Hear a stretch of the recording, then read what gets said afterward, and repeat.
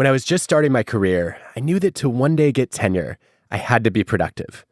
Publish or perish. So early in grad school, I started submitting research papers to top journals. The first one got rejected. So did the second. Experts in my own field were telling me that my work was not good enough. I wondered if I should drop out. I'd been working on a third paper, so I decided to give it one more shot. I spent months perfecting it, got feedback from more than a dozen leading thinkers, and shipped it to our premier journal. But that one got rejected too. I emailed the editor and asked if I could have another chance. He said no.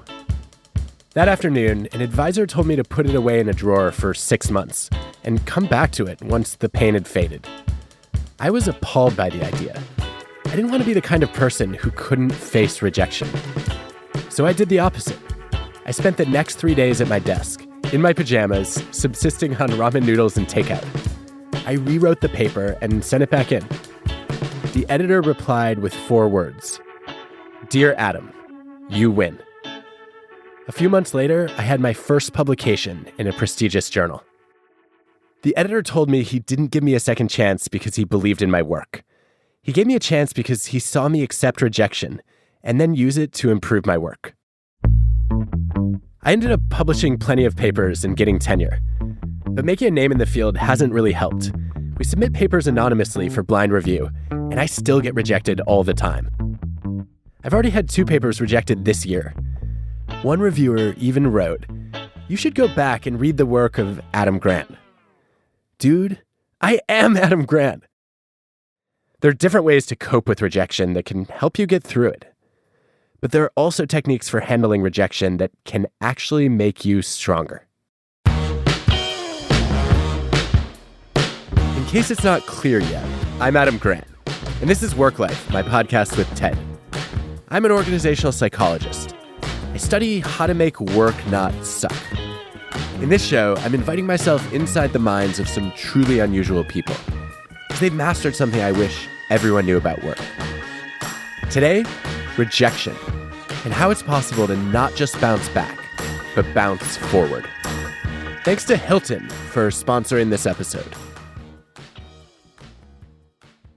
I, moved my entire life across to Manhattan, and I didn't know a soul on the East Coast, and I maxed out every single credit card, move into my first shitty, hot, sweaty apartment in Manhattan, and showed up for work. Sarah Rabo-Hagan was in her mid-20s. She's a native New Zealander, and coming from a country where there are far more sheep than people, she'd always wanted to travel. She'd just landed her dream job in marketing for Virgin Atlantic. She jumped at the chance to work for her idol. When I was in college, Richard Branson and the original Virgin Airlines had really ascended, and he just represented such a incredibly awesome anti-establishment view that I just personally really connected with. And it didn't take long before Sarah was making waves at Virgin. She pitched an ad campaign to Sir Richard himself, and it was a huge success. I just thought, this is amazing. I can do no wrong. My career is just off to the races. How awesome is this? That campaign led to a big promotion to lead marketing for Virgin's music division in LA. So I take the job thinking that I am the shit at this point. I sort of storm in through the door like I've been hanging out with Richard Branson. Here I am. This is going to be amazing. And a year into it, almost a year to the day, I walked into the office and I still remember setting down my coffee and popping up my computer, and there was a phone call that said I should go over to my boss's office. You know when your boss and your boss's boss and HR are sitting in the room that it's not going to be good. There was no discussion of why it was happening. It was just your job is eliminated. You are getting 1 week's severance pay and a one-way ticket back to New Zealand because we have to get rid of your visa. In other words, it's our obligation to send you out of this country. That's how bad you are.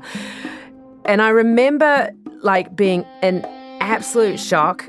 I still get sort of pains of anxiety remembering walking through that fucking office with everybody sitting at their desks. And, as I'm walking out, they're like little prairie dogs with their heads popping over the tops of their cubes going, who is this and why is this loser being marched out of the office? And it's a just horrific feeling of, I don't know, like you feel like a criminal.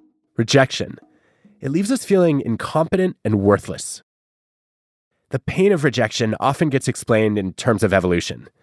In prehistoric times, if being rejected didn't bother you, you could end up on your own, with no food and no group to protect you from being mauled by a tiger, which would make it awfully difficult to pass on your genes.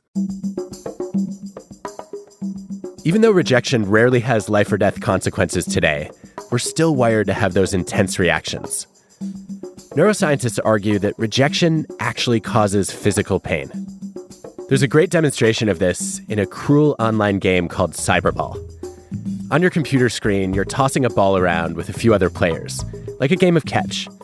But after a little while, the other players suddenly stop passing the ball to you. You've been excluded, rejected by the rest of the group. How would you feel? To find out, neuroscientists scanned people's brains while they were playing Cyberball. It turns out that when you're rejected, your brain lights up in ways that are similar to processing physical pain. You can see the same physiological response when people who have recently been dumped are shown pictures of their exes. It's not exactly the same as physical pain, but it does hurt. It won't surprise you that over 100 studies have documented that social rejection has a strong effect on our emotions. Sarah knows this from experience. Yeah, where do I start? It was all rejection in my childhood. She tried every sport she could find. Swimming, skiing, sailing, water skiing, field hockey. But I got rejected, never even made the A team of any sport that I tried out for. I would feel this absolute pang of devastation. Like, why is this happening to me again? Getting fired is even worse. Research shows that losing your job predicts a cascade of negative life events, from financial strain to depression to marital conflict and poor health. When you get fired, there's a natural way to respond to the rejection, by trying to protect your ego. It's not me, it's you. That's what Sarah did at Virgin. She started pointing fingers, blaming her employer. In my head, I was like, it was their fault. They were horrible people. They were bad leaders, and it was not a good place to work. She spent the next month fuming, but the more she reflected, the more she began to feel that it was her own fault. This is another common response. It's not you, it's really me. She blamed herself. I was very, very hard on myself. It was hard not to blame myself. I had just become so full of myself because of the success I'd had at Virgin Atlantic that I just wasn't listening. Eventually, Sarah landed another job. So I ended up working at Atari, the video game publisher. And that was exciting. And then you got fired again. Adam, I got laid off the second time. That is a huge improvement. Like in the past, Sarah faced a choice. She could blame Atari or herself. She blamed herself. I entirely took the blame, and I was just like it was all me, and I didn't really see any other part of it. I think having gone from a firing to a layoff, I was just like, what has happened? Like, this is my career over. Am I ever going to get back on my feet again? It took Sarah many months of reflection to see things differently, that this wasn't the end of her career. And she also realized that it was time to stop ruminating about the past. I started to move forward because I finally just acknowledged this happened and it was my fault, and I'm ready to move on. Is there a difference for you psychologically between failure and rejection? Wow. Adam, that's deep. I actually kind of think there is, in that failure for me is more what's in your own control, and rejection is not necessarily in your control because someone else is making that call. Getting fired and then laid off was something she couldn't control. But after some time passed, Sarah had turned her attention to something she could control: how she explained the rejection. When something goes wrong, the big question is, who's at fault? For a long time, psychologists only studied two kinds of explanations: blaming others and blaming ourselves. You heard Sarah do both at Virgin, and then blame herself again at Atari. My confidence was just an all-time low. In some situations, those reactions may be totally appropriate. Yet, blaming ourselves often makes us weaker. It leaves our confidence shattered. Blaming others makes us weaker too. It prevents us from learning from our own mistakes. Recently, researchers have discovered that there's a third option. Most of the time, when you get rejected, the main reason is not you. It's not me. It's us. That's what Sarah came to understand as she started to analyze her relationship with Atari. I realized that rejection was not a failure. It was actually just a mismatch. Because I just was like, I could have avoided this if I had actually picked a job in an industry or a category where I had a lot more knowledge. And video games were not that category? And video games were so not that category. I actually hate video games, which is enormously hard when your job is marketing. At lunchtime, the entire place would just go silent with the sound of the mouses clicking, with the entire office playing this massively multiplayer game, or whatever they call it. And I'm sitting there going, why the fuck is no one wanting to go for a run with me? I had nothing in common with the people that I worked with, let alone the products. So yeah, it was a bad fit. The fit. That's often a better way to look at things. Therapists point out that in any relationship, there are not two but three parties: you, the other person, and the relationship itself. What's usually to blame is the relationship, the fit between you and me. And new evidence shows that when people get negative feedback at work, if they attribute it to the relationship rather than just to the individuals involved, they don't wallow in self-pity or lash out in anger. They become motivated to improve.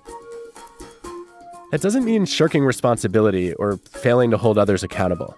It means realizing that in many of our struggles, the biggest problem lies not in individuals, but in relationships. Which is the insight that helped Sarah not just bounce back, but bounce forward. When I look back and realize that, yes, a giant amount of these screw-ups was me, but a big chunk of it also was I was the wrong person in wildly the wrong environment. And I just realize now that, if you're in the wrong environment, sometimes I think it's really easy to beat yourself up of all the stuff you're doing wrong, when in actual fact, the same person can be a screaming success in a completely different environment. And you just have to see if you can find it for yourself. Sarah had an idea about what that right environment might be for her. She loved sports and fitness, so she applied for a marketing job at Nike. She was nervous. I knew that I couldn't pretend that these screw-ups hadn't happened, because it's pretty clear. You can see it on one's resume when you suddenly exit. But I also knew that if I was able to speak to it, then with any luck, that sort of takes the sting out of the awkwardness of the elephant in the room, and it shows a level of self-awareness. After a grueling interview process, Sarah ended up with an offer. And by the way, it was a title cut, a pay cut. It was a much smaller job than anything I'd been doing. But I was like, I will take anything just to get in the door and prove myself again. Big respected company that obviously Nike was. And the minute I got there, it was just a game change. Like I suddenly was like a duck to water. I just felt so at home. Sarah's been named one of the most powerful women in sports by Forbes, and one of the most creative people in business by Fast Company. She's held CEO, president, and board positions at a range of big athletic companies: Flywheel, Equinox, SoulCycle, and Gatorade, where she led a successful turnaround and rejuvenation of the brand. I always wanted to be some great success. So how the hell do you make sense of all this success when you're the person who got fired multiple times? I truly, truly believe that I would not have gone on to have had the successes I had if I had not had such difficult firings and screw-ups earlier in my career. When I was leading the turnaround of Gatorade, for a period of 18 months, our results were so incredibly embarrassingly bad that, I think daily I was expecting to get fired. And because I'd been through this before, it gave me just this incredibly deep reservoir of courage to keep going, because I just knew that even if they fire me, I'm going to be okay because I've been through that before. In psychology, there's a term for it: post-traumatic growth. Sure, our sense of strength often comes from success, but hardships can have that effect too. After big setbacks, people often come away with a greater sense of personal strength. They think, if I could get through that, I can get through almost anything. But Sarah thinks we should go further. We should be more open about the rejections we've faced along the way, which is why her LinkedIn profile has a list of epic fails. Got fired, not once, but twice. Responsible for one of the worst athlete campaigns in Nike history. Oh, responsible for the initial downturn of Gatorade before the following upturn. Then what do you say to people? I got fired. I got my ass fired. Has that ever happened to you? And you'll be surprised for how many people it has. When you tell someone, here's the areas where I screwed up and here's what I'm not good at, you immediately sort of put yourself into a position of strength, because the expectation of what you're going to deliver is the stuff you've said you're really good at. And the other stuff is you've already sort of, taken away the fear and worry that you're going to get put in a position that you can't necessarily deliver. Even more common than getting fired is the rejection of not getting hired for a job in the first place. If you're like many people, you've been rejected dozens or even hundreds of times. I've been crashing and burning my whole life, and I'm still not used to it. Emily Winter wanted to be a comedy writer, but kept getting turned down for jobs. I didn't want to go on stage. I didn't want people to look at me, but I wasn't getting anywhere with my career as a comedy writer, and I couldn't break into the industry, so people had recommended that I do it. So she decided to try stand-up. She started at open mics, and it did not go well. I took my little notebook and I was reading right off the page and I wasn't looking up and I was shaking. Was there a particular joke that went over especially badly? One of my first jokes was about eating my ex-boyfriend. What? Yeah. It was like, my ex-boyfriend was a vegetarian, but like when we broke up and I ate him, he tasted like chicken. Or so, it was like a terrible joke. Well, hold on. You've got me laughing. Okay. So maybe I'm laughing at how bad it is. I can't tell. Yeah, I think we can laugh at the joke now, not with the joke. She continued to bomb regularly on stage, and the rejections continued to sting. It feels awful, and you feel like you just want to crawl in a hole. I think for the first 2 years, I was terrified of everything and everyone. And then after 4 years, I just really started to come alive on stage and feel comfortable in my own skin on stage and not take every rejection as like the end of my world. But those comedy writing jobs just weren't flowing in. People are professionally ghosted all the time, and that hurts and that takes a toll on you. But being professionally ghosted is a rejection. Emily needed to do something different. At the tail end of 2017, she had an idea. She decided to set a goal: to get 100 professional rejections. I was just like, I have to create opportunities for myself. Trying to get rejected 100 times was scary and empowering. Like, I was sort of excited going into the year because I kind of felt invincible, because it really does reframe things as a win-win.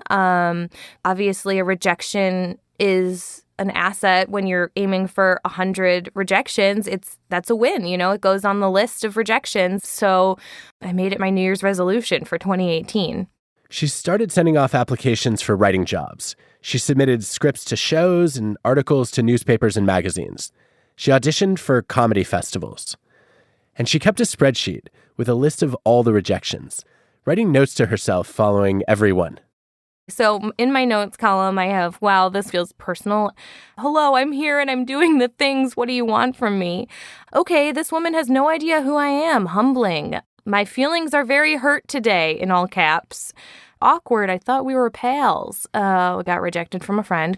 I am crying. One that just says, okay, bye. In the end, I ended up with 107 rejections and 43 acceptances. Wow.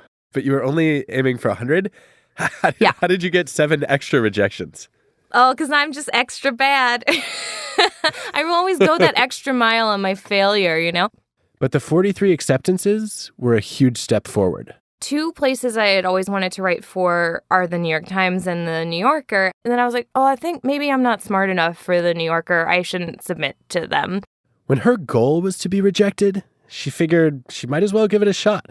So when I sent it to the New Yorker, I was just terrified. And then the New Yorker wanted it. And I was like, wow, this is amazing. And actually, I just got my first humor piece in the New York Times Sunday. So congratulations. Think about a time when you've had your creative work rejected, or you've been denied by an employer or a university. What did you say to yourself? Psychologists find that the way you talk to yourself matters. In one experiment, people recalled an event that made them feel bad about themselves, a rejection, failure, or humiliation. Some of them were randomly assigned to write about their emotions, while others, in order to boost their self-esteem, wrote specifically about what made them competent and valuable. That second group didn't come away any happier or any less angry. Self-esteem boost didn't really do any good, but a different approach did. A third group of people were asked to show themselves compassion, to write a letter to themselves expressing the kindness and understanding they would offer to a good friend. Their happiness increased significantly, and some of their anger melted away. Self-compassion is recognizing that you're only human and everyone makes mistakes. It allows you to take responsibility for improving in the future without beating yourself up for the events of the past, which is exactly what Emily Winter learned to do as she started accumulating rejections. I'm a little too hard on myself.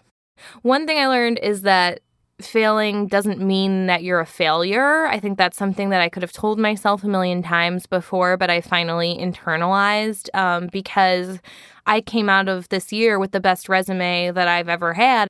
Seeking out rejection changed my year. One of the cool jobs I got last year was I'm writing jokes for NPR's Ask Me Another, which is like my favorite show hosted by my favorite comedian, and I'm so happy to be there. I mean, I wouldn't have submitted for all these things. I don't think I would be as confident as I am now. And she's made more of a name for herself in the stand-up world, too.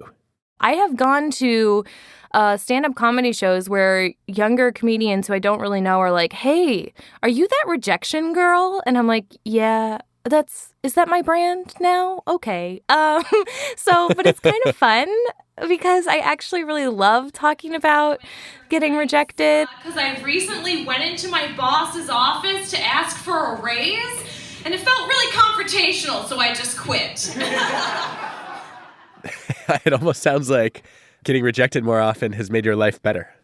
I do think we should all have a goal of being rejected. If you never experience rejection, you're not growing, right? That's why it's called Growing Pains.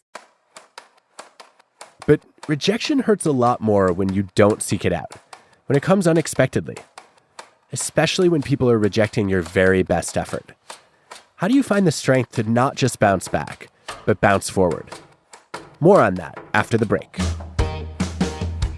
Okay, this is going to be a different kind of ad. I've played a personal role in selecting the sponsors for this podcast, because they all have interesting cultures of their own. Today, we're going inside the workplace at Hilton.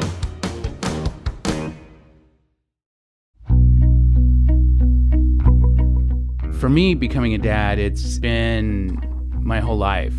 Rick Nelson grew up on a farm in North Dakota, surrounded by family. Grandparents, aunts and uncles, cousins. Our house was the spot where people just dropped in on. lots of laughter and music, and it was just such an incredible environment to grow up in. Rick eventually moved to Austin, Texas, where he now works at Hilton as the senior director of sales. In Austin, Rick met Adam, the man who became his husband. It didn't take long for them to start talking about kids. It came up on the first date even, and both of us stated then that that was something that we always wanted. And I'm in my 40s, so, the clock was ticking.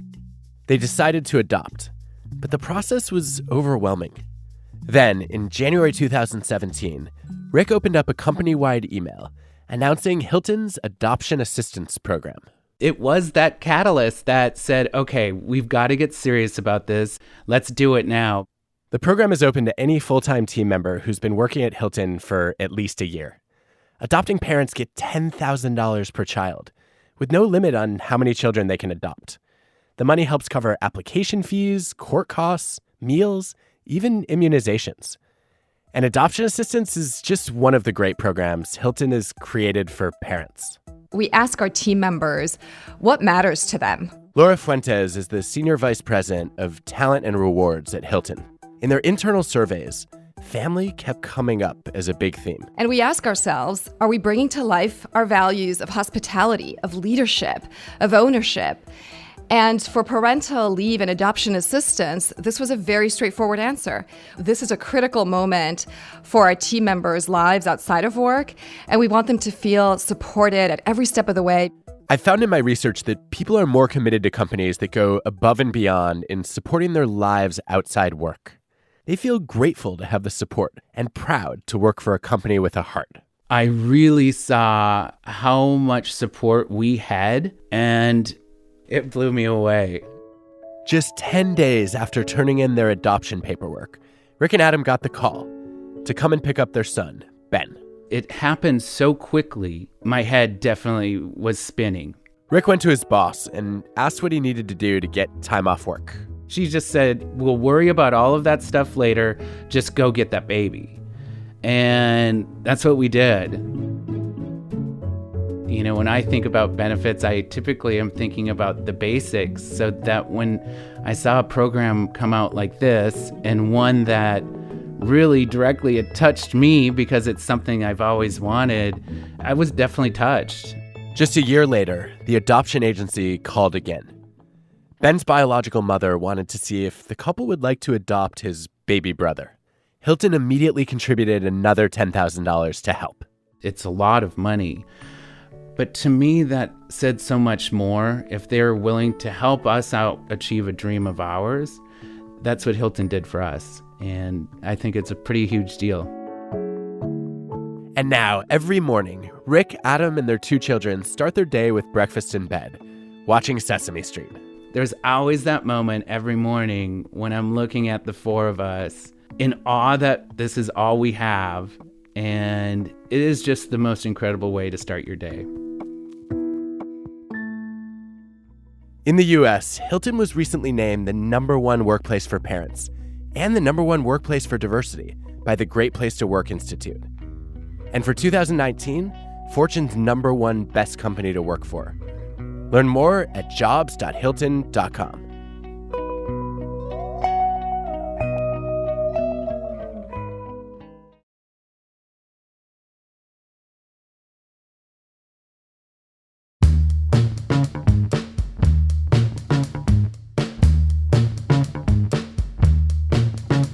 This director is a young dog who needs some new tricks. Movie critics can be pretty nasty. Another mediocre lunacy from the overrated M. Night Shyamalan.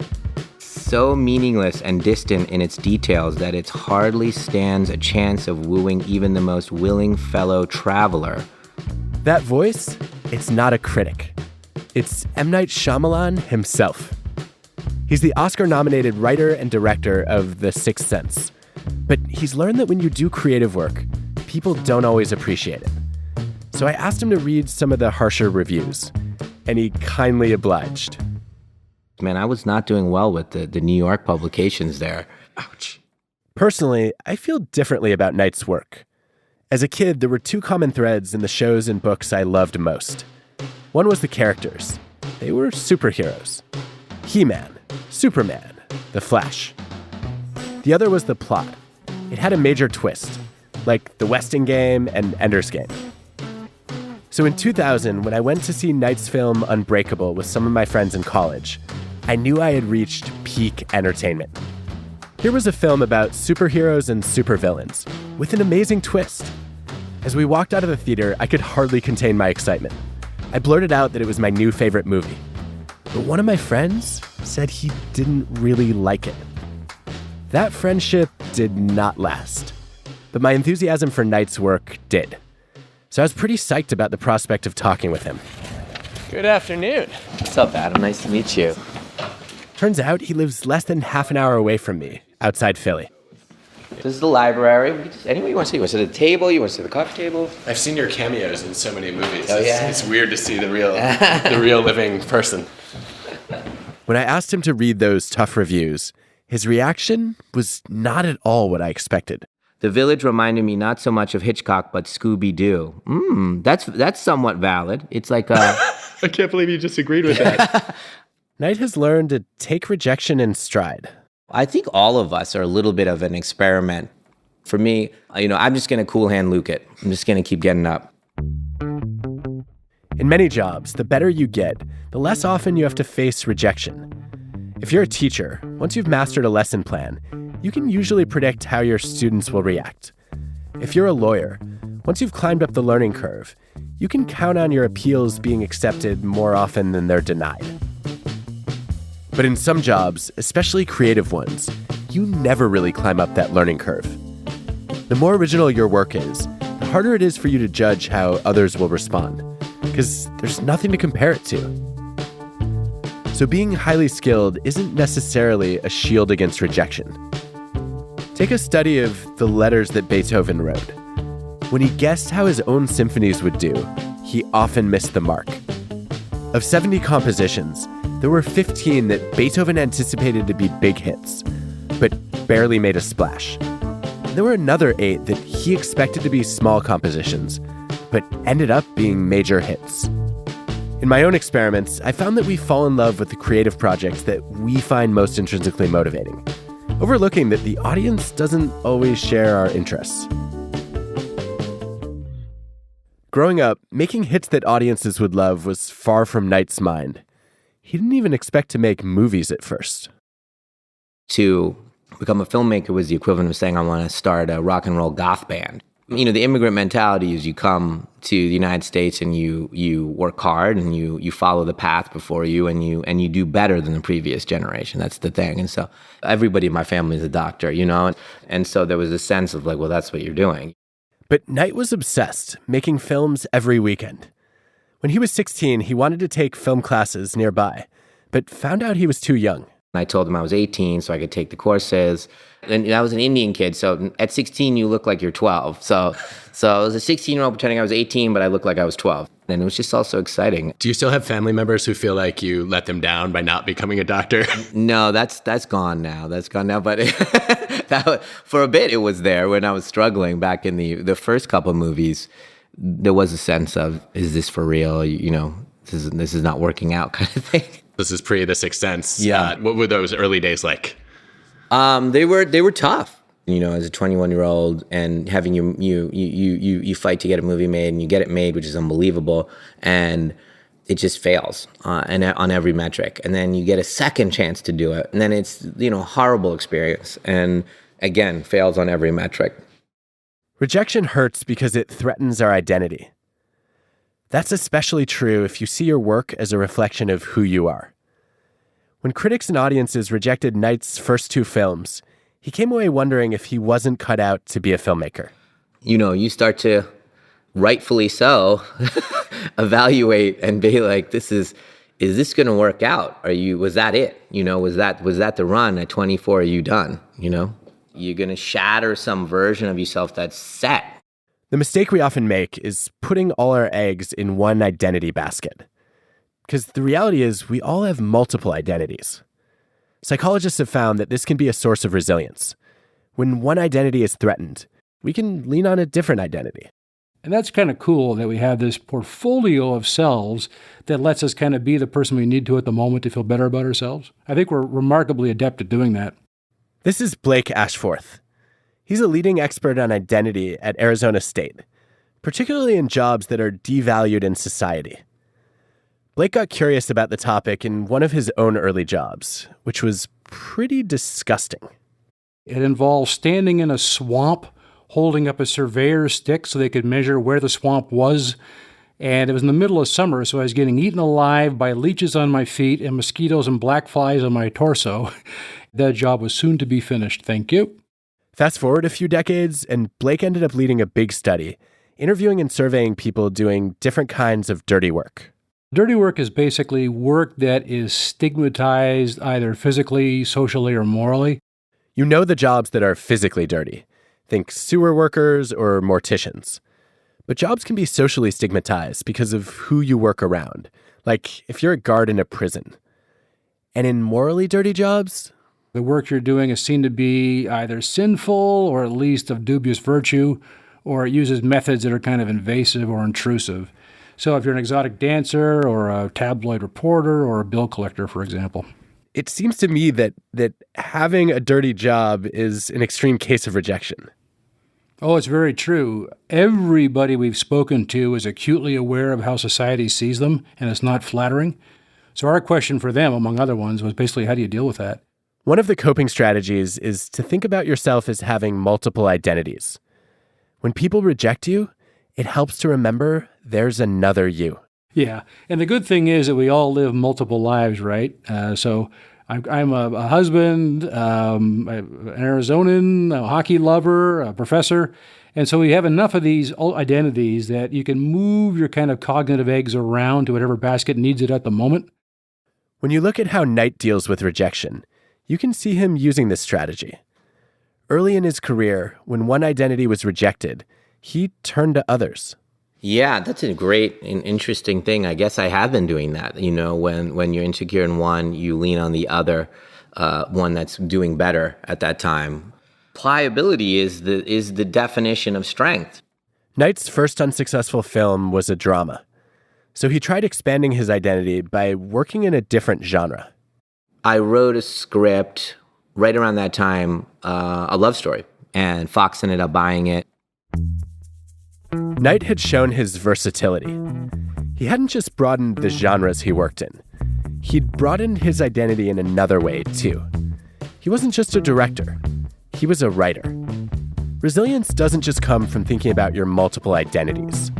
It also comes from thinking about your multiple audiences. Who is evaluating you and your work? Whether that's the hiring managers who read your job applications, the editors who review your writing, or the coaches who decide whether to cut you from the team. When you get rejected by an audience, it doesn't mean you're not qualified for other roles, other teams, or other fields. Blake finds that when you're rejected by one person or group, it helps to remember that there are others out there who might accept you. At the end of the day, we all want to be loved. But as you realize, there are people out there who do value what you do. And the more you can hang on to that for your meaning, the more you can put the others in perspective. Create social buffers. And if those people value what you do, it gives you a sense of affirmation. So you don't really feel the stigma from other people because you're insulated by your closer circle that does value what you do. Not everybody has to love you. That's the cool part. After The Sixth Sense and Unbreakable, Knight kept making original movies. Signs, The Village, Lady in the Water, The Happening. When critics were hard on a film, he remembered that they weren't the only audience. There are multiple segments of viewers. There are groups. There's the critics, there's the bloggers, there's the audience. There isn't this, everyone felt this way. Knight reminded himself that he wasn't making films for the couple hundred movie critics in America. He was making them for the millions of people watching around the world. He wanted to delight those audiences. And the easy path was to do more conventional work that would get a predictable reaction. I went, why don't you just accept one of the movie offers that are coming your way? Why don't you just make whatever, blah, blah, blah, part 2 or part 8 or whatever it is. But instead, he decided to keep doing original work and try to figure out what drove mixed reactions to his films. he realized that his signature is shifting genres during a film. For example, revealing that what you thought was a family drama is in fact a supernatural movie with aliens or vampires. Psycho would be an amazing example because it's a bank robber movie at the beginning and then suddenly becomes a horror movie. So it switches genres. Different genres have different levels of emotional intensity. Drama is at a certain level, and then thriller is at a certain level that's higher, and then horror is at a certain level that's even higher. When Knight analyzed what viewers were saying, he realized that often when they struggled with a film, it was because he started that film in a high-intensity genre and then shifted to a less intense genre by the end. That's why that one critic compared The Village, a psychological thriller about a community that seems to be threatened by supernatural monsters, to Scooby-Doo. The stakes went down from supernatural to a drama. You can't step down, you can step up, if you're bending genres like I like to do. Audiences weren't rejecting him as a person or even as a filmmaker, but reacting when he had violated that principle, breaking from expectations in a way that was unfamiliar or uncomfortable. So he took that as a learning opportunity as he started working on his next film. In 2015, he wrote a screenplay and gave it to his agent. But his own agent rejected it, saying, "This is not a commercial movie. You can't, this is a small movie. And no actor is going to want to do this." I came out of it. Of course, I was, angry and upset and all of those things. Rejection hurts. You can't just ignore it. Don't deny the feeling, right? Go into that feeling. Don't pretend you're not feeling hurt by what that dude just said. Knight, do you ever think that these kinds of rejections can actually make you better? Definitely. Do you ever feel like you've bounced forward, not just back? So iterate is another word for failure. That's the exponential growth happens there. For me, it's if you have, tenacity, energy, and iterate, you can do anything. Knight made that film anyway. On a small budget, he financed himself. He had a hunch that what he'd learned from studying previous rejections would make this film a hit. The movie was called Split. It happened to be about multiple identities. And this time, when he switched genres, he increased the emotional intensity, raising it from thriller to supernatural. With multiple personalities can change their body chemistry with their thoughts. It was the most profitable film of all of 2017. When you face rejection, remember that it's not you being rejected by everyone. It's just one audience rejecting a sample of your work. A resume or cover letter you submitted, an interview you gave, a product you produced. With some distance, you can see it as an opportunity to get better, which gives you less to fear and more room to grow. Because rejection... it burns off everything irrelevant, and then you're left with the purity of what's important.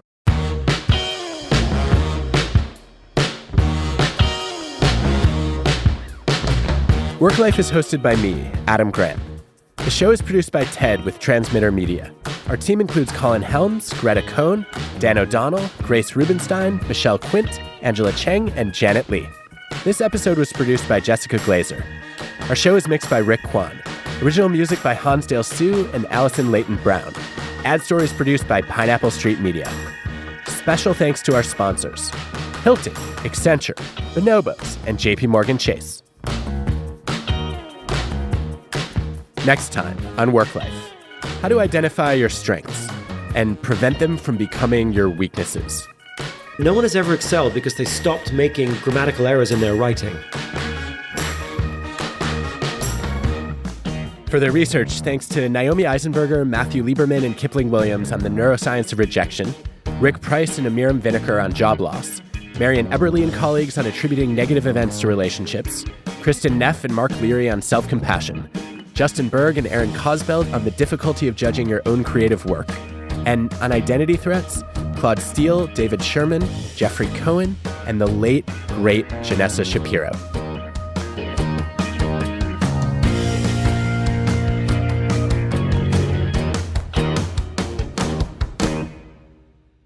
Let's pick The Village. Love The Village. And still afraid of the bad color. The Village is a truly special film, one that has largely been misunderstood by the masses. There you go. Now we're talking. That guy's a genius.